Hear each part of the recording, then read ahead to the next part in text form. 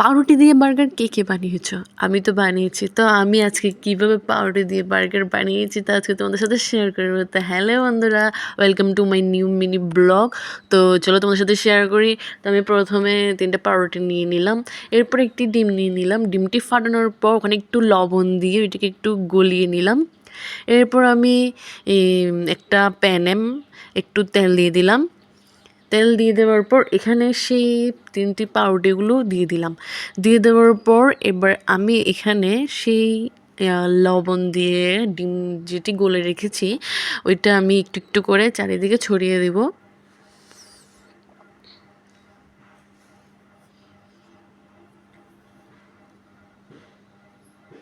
এভাবে করে করে আমি সব পাউরুটিতেই মানে ডিমটি দিয়ে দিব। এবার আমি পাউরুটিটি উল্টে দিব। উল্টে দেওয়ার পর সেই পেছনের দিকেও আমি ডিমের লেয়ারগুলো দিয়ে দিব, মানে ডিম দিয়ে দিব। উল্টে দিয়েছি, এবার এখানেও আমি সেই ডিমগুলো দিয়ে দিব। দিয়ে ভালোভাবে ভেজে নিব। ভেজে নেওয়ার পর এগুলো তুলে নিয়েছি। এবার একটি মানে টমেটো কেটে নিব। বাসায় শসা ছিল না, নয়তো শসাও দিতাম, কিন্তু যেহেতু শুধু টমেটো ছিল তো আমি টমেটো দিয়ে দিলাম।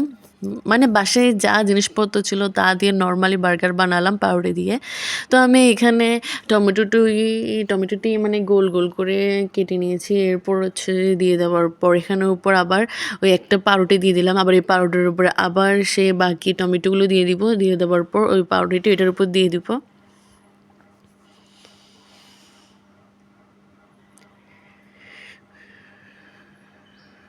এটা হচ্ছে আমার বার্গার, পাউরুটি দিয়ে বার্গার। তোমাদের কেমন লেগেছে জানিও। সাথে নিয়ে নিয়েছি চা। তো চলো খাওয়া শুরু করি।